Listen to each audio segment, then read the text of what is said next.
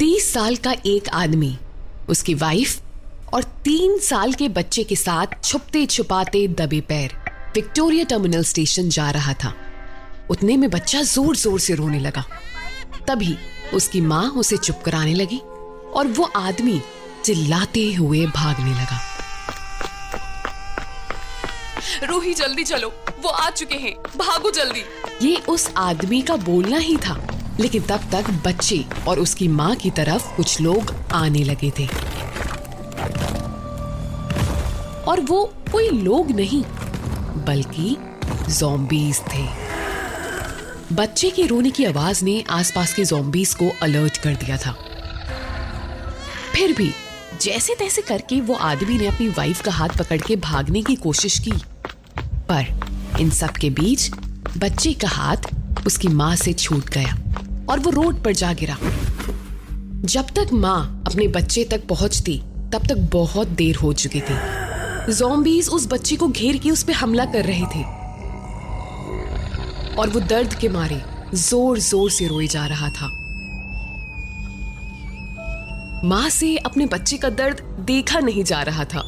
वो तुरंत ज़ॉम्बीज़ के झुंड पर कूद पड़ी, लेकिन उससे कोई फायदा नहीं हुआ। देखते ही देखते ज़ॉम्बीज़ ने माँ को भी काटना शुरू कर दिया था। बच्चा और उसकी माँ चिल्ला रहे थे, लेकिन कुछ सेकंड्स बाद उनका चिल्लाना बंद हो गया और अगर कोई आवाज आ रही थी तो वो थी ज़ॉम्बीज़ के गुर्राने की।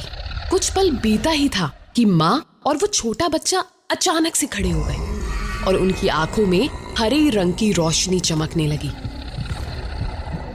दोनों का मुंह टेढ़ा हो गया था और चलते चलते लड़खड़ा रहे थे। वहीं सामने कुछ दूरी पे वो आदमी ये सारा मंजर डर के मारे खड़ा देख रहा था। अब उसके पास कोई उम्मीद नहीं बची थी और ज़ॉम्बी में तब्दील माँ बेटे इस आदमी की तरफ हमला करने के लिए भागने लगे। इन्हीं माँ बेटे की तरह और भी ज़ॉम्बीज़ इस समानांतर दुनिया घूम रहे थे। 2 साल बीत चुके थे इस दुनिया में ज़ॉम्बी वायरस की महामारी को आए हुए। मुंबई सिटी की भी ऑलमोस्ट 80% पॉपुलेशन ज़ॉम्बी बन चुकी थी। कोई नहीं जानता था कि कहां से ये पैंडेमिक शुरू हुआ। कोई नहीं जानता था कि वायरस के स्प्रेड का सोर्स क्या था। चारों तरफ अफरा तफरी मची हुई थी। पैरेलल वर्ल्ड मतलब कि समानांतर दुनिया में भी अपनी जिंदा दिली के लिए माने जाने वाली पूरी मुंबई सिटी जीती जागती मौत से भरी नरक नगरी बन चुकी थी। ज़ॉम्बीज़ का कोहराम इस कदर था कि कोई भी जिंदा इंसान अगर गलती से भी ज़ॉम्बी की निगाह में आ जाता तो उसका बच पाना नामुमकिन था। इसी दुनिया में ही कहीं डॉक्टर राघव मल्होत्रा नाम के एक 28 साल के लड़के ने खुद की आंखें खोली और देखा तो वो एक अनजान सी जगह पर था। उसके सर में बहुत तेज दर्द हो रहा था। ऐसा लग रहा था कि जैसे किसी ने हथौड़ा मार दिया हो। कुछ टाइम तक उसे सब कुछ धुंधला नजर आ रहा था, लेकिन धीरे धीरे सब कुछ नजर आने लगा। राघव के शरीर में जैसे जान ही नहीं बची थी। उसने उठकर खड़े होने की कोशिश की और जब अपनी चारों तरफ देखा तो उसने पाया कि वो उस वक्त एक बंद कमरे में था जिसमें कांच की बड़ी बड़ी खिड़कियां थी। खिड़की के बाहर देखते पहली नजर में उसे लगा कि जैसे वो जगह कोई बस स्टेशन थी। थोड़ा ध्यान से देखने पर उसे लगा कि कुछ भी ठीक नहीं है। राघव ने जिस तरफ भी देखा उस तरफ ही खून, मांस के लोथड़े, हड्डियां और खून के नशे में धुत और खून के ही प्यासे ज़ॉम्बीज़ ही दिखाई दे रहे थे। मंजर कुछ फिल्मों में दिखाए सीन से अलग नहीं था। राघव को कुछ टाइम बाद एकदम से एहसास हुआ कि उसकी पीठ पर एक भारी बैग है। उसने तुरंत ही बैग उतारा और खोलकर देखा तो उसमें एक मशीन जैसा कुछ था। उसे कुछ समझ नहीं आ रहा था, लेकिन उसने मशीन को अपने पास ही रखने का सोचा कि शायद भविष्य में कुछ काम आए। राघव ने मशीन वापस बैग में रखी और उस रूम से बाहर निकल गया। उसको पता था कि अगर उसने ज़ॉम्बीज़ का ध्यान गलती से भी अपनी तरफ खींचा तो उसका मरना या बेस्ट केस सिनेरियो में ज़ॉम्बी बनना कंफर्म था। वो बचते और छुपते हुए आगे बढ़ गया। जिस भी दुनिया में राघव अब फंस चुका था उस दुनिया का हाल बहुत ही ज्यादा बुरा था। पीने के लिए पानी और खाने के लिए खाना तक नहीं था। राघव को कोई कचरे का डिब्बा भी दिखता तो वो उसको पूरा छान लेता कि कहीं कुछ खाना या पानी मिल जाए। जैसे तैसे करके कुछ टुकड़ों पर राघव ने 12 दिन बिता लिए थे। इतना सब कुछ होने के बावजूद राघव ने उन 12 दिनों में इतना तो समझ ही लिया था कि वो किस तरह की दुनिया में आ गया था। राघव का मन ही जानता था कि कैसे उसने खुद को ज़ॉम्बीज़ की दावत बनने से बचाया था अब तक।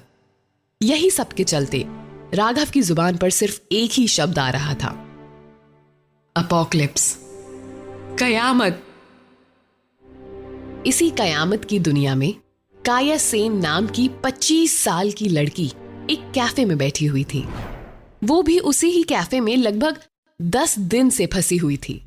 वो जब भी बाहर देखती तब उसे चलती फिरती मौत नजर आती। कैफे में स्टोर किया हुआ खाना भी अब ऑलमोस्ट खत्म ही हो चुका था। काया एक साधारण सी लड़की थी जो इस दुनिया में फंस गई थी। उसे नहीं पता था कि वो यहाँ कैसे आ गई। उसे नहीं पता था कि वो अपने घर कैसे जा पाएगी और जा भी पाएगी या नहीं। काया को सिर्फ इतना याद था कि वो जूनियर इंजीनियर की वैकेंसी का एग्जाम देकर मेट्रो में बैठ अपने घर के सबसे करीबी स्टेशन द्वारका जा रही थी। बैठे बैठे उसकी आंखों के आगे एकदम से अंधेरा छा गया था और आंखें खुलने पर वो यहाँ इस कैफे में थी। काया को पता था कि बाहर जिंदा लाशें और भयानक अनडेड क्रिएचर्स घूम रहे हैं। अगर वो बाहर गई तो या तो मारी जाएगी या तो बेस्ट केस सिनेरियो में खुद भी ज़ॉम्बी बन जाएगी। लेकिन वो वहीं कैफे में भी तो बैठी नहीं रह सकती थी। काया को कोई तो रास्ता ढूंढना ही था। इधर राघव की हालत बद से बदतर होती जा रही थी। वो धीरे धीरे डिप्रेशन में जा रहा था। लेकिन जिसने जीने की जिद ठान ली हो वो भला कैसे हार मान लेता। राघव जैसे तैसे करके एक हॉस्पिटल में पहुंचा। हॉस्पिटल्स में ज़ॉम्बीज नहीं होंगे ना। राघव ने डर का घूंट पीकर खुद को हौसला देते हुए अपने मन को समझाया। ग्राउंड फ्लोर चेक करने पर राघव को एक वार्ड दिखाई दिया। राघव ने सोचा कि यहाँ रहना उसके लिए सेफ रहेगा, क्योंकि यहाँ रोशनी कम थी और वार्ड थोड़ा अंदर की तरफ होने की वजह से उसने अगर गलती से कोई आवाज की भी तो वो आवाज बाहर नहीं आएगी। राघव वार्ड में जाते ही वहां रखे एक सोफा पर लेट गया। कुछ देर बाद नींद से जागने पर वो आगे के बारे में सोचने लगा। उसके दिमाग में पहला ख्याल आया कि उसे उस मशीन के बारे में और समझना चाहिए। उसी चक्कर में राघव ने अपना बैग उठाया और उसमें से मशीन को निकाला। बैग से मशीन निकालते वक्त उसने नोट किया कि बैग में एक और स्लॉट था। उस स्लॉट को ओपन करते ही उसके हाथ में 2 बुक्स आईं। राघव दोनों बुक्स के टाइटल को एक एक कर पढ़ने लगा। ज़ॉम्बी वायरस सर्वनाश से कैसे बचें, जी मशीन को ऑपरेट करना सीखें। राघव ने पहले फर्स्ट बुक रीड की। उसमें दिए गए इंपॉर्टेंट इंस्ट्रक्शंस को उसने एक नोटपैड में नोट किया। जब उसने दूसरी बुक ओपन की तब उसको उसमें सिर्फ डायग्राम्स बने दिखे जो उसको ज्यादा समझ नहीं आ रहे थे। दूसरी बुक से राघव को सिर्फ एक चीज समझ आई कि उसके पास जो मशीन थी उस मशीन का नाम जी मशीन था। कुछ देर दूसरी बुक को समझने की कोशिश करने के बाद राघव ने सोचा कि हॉस्पिटल में शायद कुछ खाने को मिल जाए। इसीलिए वो रिसेप्शन एरिया की तरफ पहुंच गया और वहां लक उसका साथ दे गया। राघव को वहां एक फूड वेंडिंग मशीन दिखाई पड़ी। मशीन को देखते ही राघव की खुशी का ठिकाना नहीं रहा। वो तुरंत ही मशीन की तरफ बढ़ा और देखा उसमें बहुत सारे फूड पैकेट्स थे, लेकिन सब ग्लास के अंदर लॉक्ड। इन फूड पैकेट्स को निकालूं कैसे? एक काम करता हूं, धीरे धीरे करके ये ग्लास पैनल को तोड़ने की कोशिश करता हूं। ये कहते हुए राघव ने पास ही रखे फायर एक्सटिंग्विशर को उठाया और वेंडिंग मशीन के ग्लास पर धीरे धीरे मारना शुरू कर दिया। पहले तो ग्लास में हल्की दरारें आईं, लेकिन अचानक से पूरा ग्लास टूटकर जमीन पर गिर गया। ग्लास जमीन पर गिरते ही काफी जोर से आवाज हुई। ये देख राघव घबरा गया और टूटे हुए ग्लास के टुकड़ों को अपने हाथों से ही बटोरने लगा। एक ग्लास का टुकड़ा उसकी दाहिनी हथेली में एक गहरा कट बना गया। इस वजह से उसका काफी खून भी बहने लगा था।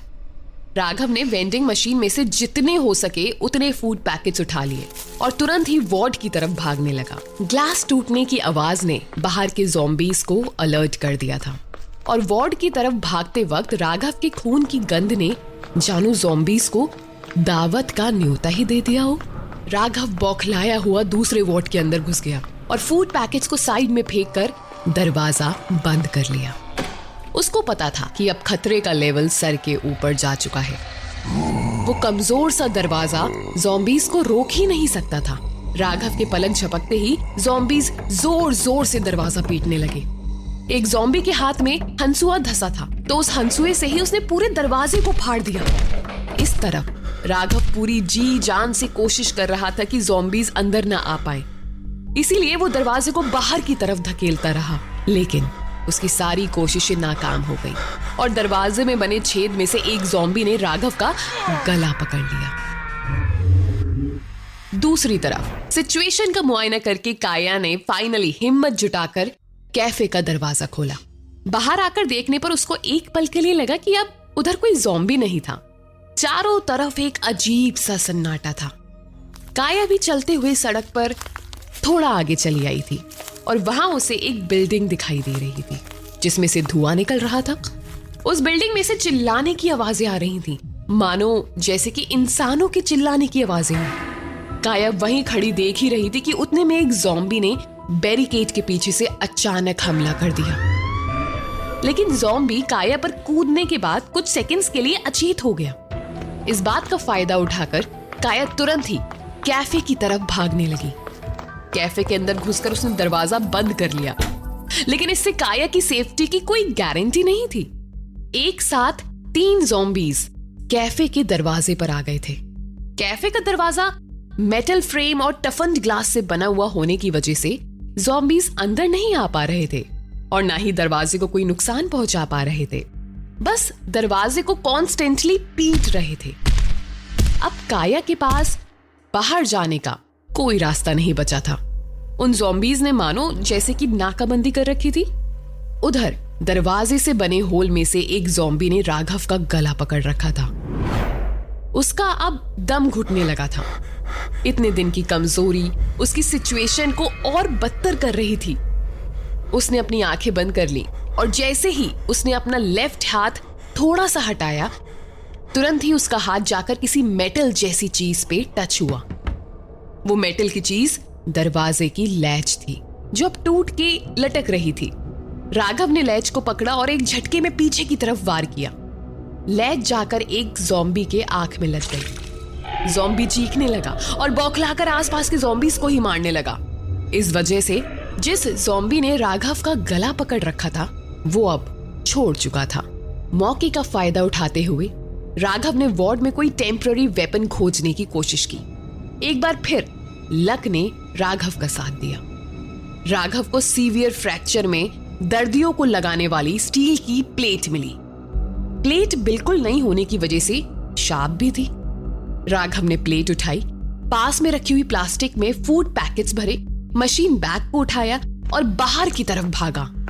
इतना सब सामान हाथ होने के बावजूद भी राघव की स्पिरिट ने उसका साथ दिया और वैसे भी उसकी फिटनेस काफी अच्छी थी, जो इतने दिन बिना कुछ ज्यादा खाए पिए जिंदा रह गया। राघव ने दरवाजे पर स्टील प्लेट से वार किया। अब दरवाजा पूरी तरह से टूट चुका था। कुछ देर पहले क्रिएट हुए कंफ्यूजन की वजह से ज़ॉम्बीज बौखलाए हुए थे और अंदर ही अंदर जैसे लड़ रहे थे। इस बात का फायदा उठाते हुए राघव ने ज़ॉम्बीज को स्टील प्लेट से एक एक करके जहां हो सके वहां मारा। ज़ॉम्बीज अब और ज्यादा बौखला गए थे।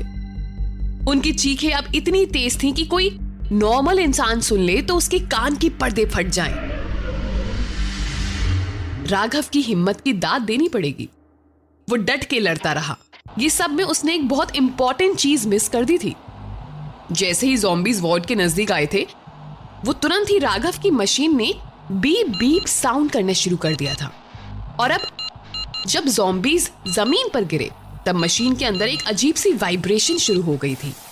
जैसे जैसे ज़ॉम्बीज जमीन पर गिरते जा रहे थे वैसे वैसे वाइब्रेशन बढ़ती जा रही थी। राघव ने मशीन की बढ़ती हुई वाइब्रेशन को महसूस की, लेकिन उस वक्त के लिए इग्नोर किया। उधर काया ने कैफे से बाहर निकलने का एक नया रास्ता खोज लिया था। स्मोक चिमनी का वेंट काफी नैरो थी, लेकिन काया का मन बहुत ब्रॉड था।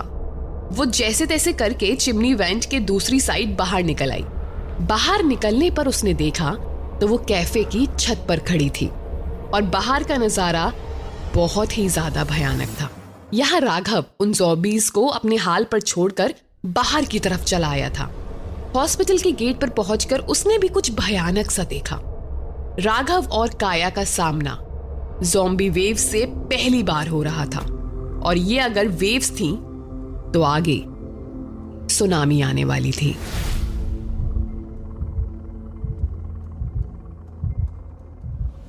आगे की कहानी जानने के लिए सुनते रहिए कया।